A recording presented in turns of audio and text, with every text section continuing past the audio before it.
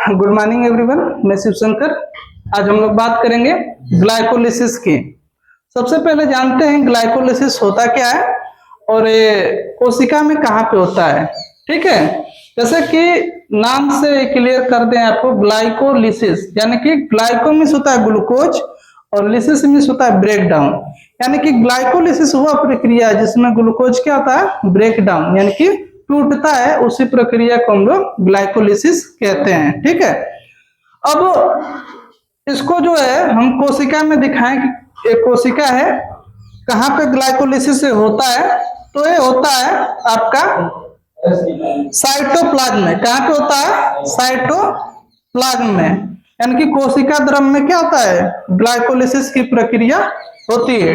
ठीक है, इसको और किस नाम से हम जानते हैं, तो ईएमपी पाथवे, ईएमपी पाथवे के नाम से भी जानते हैं।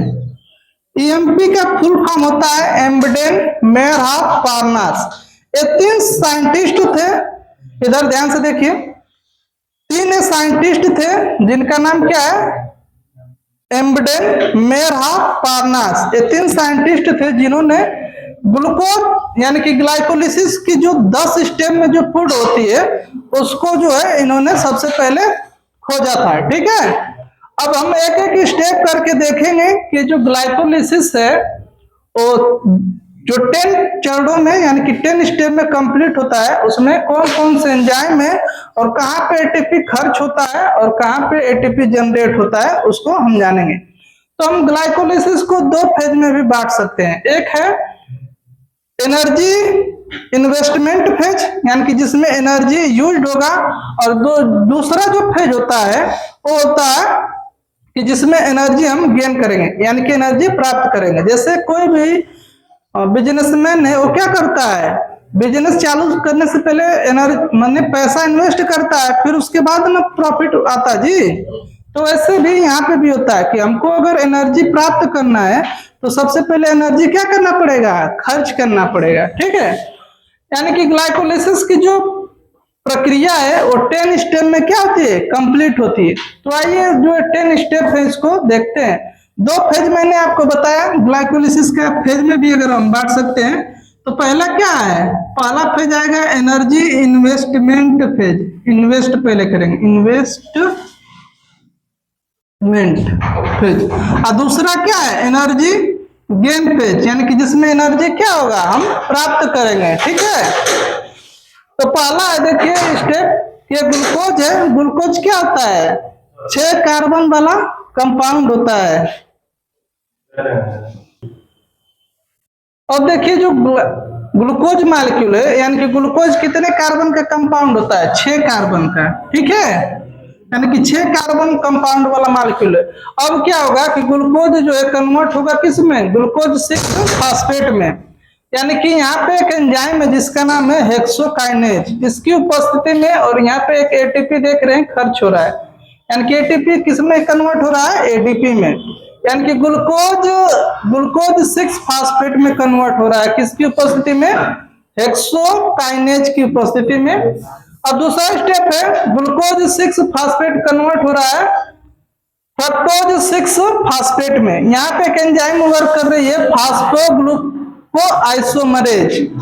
तीसरा स्टेप है आपका जो फ्रक्टोज 6 फास्फेट है, चेंज हो रहा है किसमें, फ्रक्टोज 1,6 बिस फास्फेट में। यहाँ पे एक एंजाइम वर्क कर रही है जिसका नाम है फास्फोफ्रक्टोकाइनेज, और यहाँ पे एक एटीपी क्या हो रहा है, खर्च हो रहा है।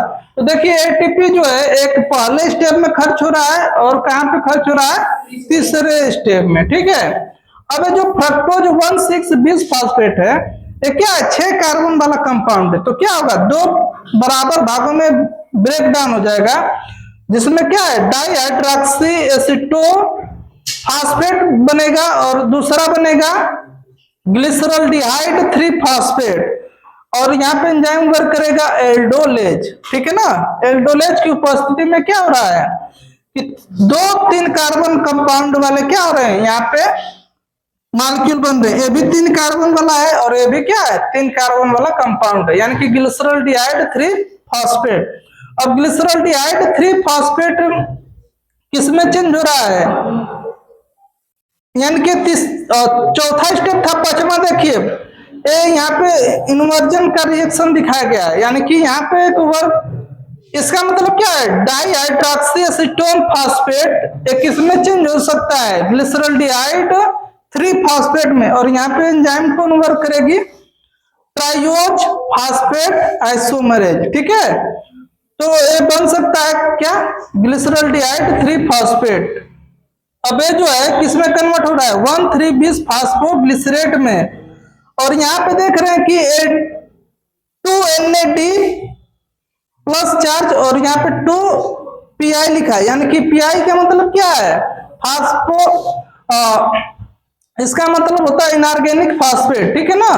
तो यहाँ पे एक जो है 2 NADH का निर्माण हो रहा है, तो पूछा जाएगा कि NADH कहाँ पे बनता है, तो स्टेप नंबर 6 पे, ठीक है। और ये क्या बन रहा है, 1,3-bis फास्फोग्लिसरेट बन रहा है।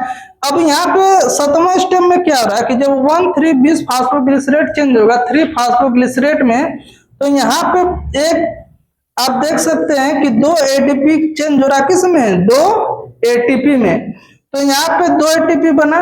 अब 8वां स्टेप में क्या है कि 3 फास्फोग्लिसरेट चेंज होगा 2 फास्फोग्लिसरेट में, ठीक है। अब 2 फास्फोग्लिसरेट जो है किसमें चेंज हो रहा है, फास्फोइनॉल पायरुवेट में। यहाँ पे भी एंजाइम देखिए 7वें नंबर पे 8वें नंबर पे वर्क करेगी, इसको अभी बताते हैं 8वें नंबर पे कौन एंजाइम वर्क करेगी। यहाँ पे देखिए 9वें नंबर पे कौन एंजाइम है, एनोलेज, और वहीं पे क्या हो रहा है, वाटर निकल रहा है। तो ये पूछा जाएगा कि ग्लाइकोलिसिस में वाटर का रिलीजिंग कहाँ से होता है, तो 9वें नंबर पे, ठीक है ना। अब 2 फास्फोग्लिसरेट किसमें चेंज हो गया, फास्फोइनॉल पायरुवेट में, और फास्फोइनॉल पायरुवेट किसमें फाइनली कन्वर्ट हो गया, 2 पायरुवेट में, और यहाँ पे एंजाइम वर्क कौन सा कर रही है, पायरुवेट काइनेज। ये 10 स्टेप में क्या होता है कंप्लीट, यहाँ पे एक और ATP का फॉर्मेशन हो रहा है, ठीक है। यानी कि फाइनली अगर हम बात करें कि एक ग्लूकोज मॉलिक्यूल 2 पायरुवेट में चेंज होता है, तो कितना ATP यूज होता है, 2, कितना, अब कितना बने हैं ATP, 4, तो इस, और NADH कितना बना है, 2, ठीक है। तो इस प्रकार जो है एक ग्लूकोज ग्लाइकोलिसिस जब कंप्लीट होता है तो 4 ATP बनता है, 2 खर्च होता है, यानी कि जो हमें फायदा होता है कितने ATP का, 2 ATP का, और NADH का, यानी कि 2 ATP और 2 NADH इससे मिलते हैं हमें, ठीक है। इसके साथ साथ जो 7वें नंबर पे एंजाइम है वो फास्फोग्लाइसोरेट है, ग्लिसरेट काइनेज है, और 8वें नंबर पे जो है वो है आपका फास्फोग्लाइसेरोम्यूटेज एंजाइम वर्क करती है।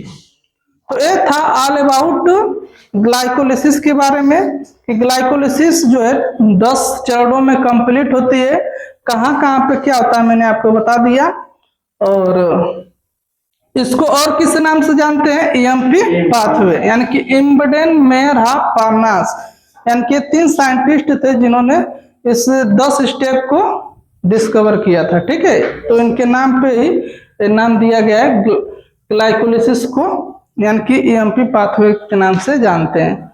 तो आज के लिए बस इतना है।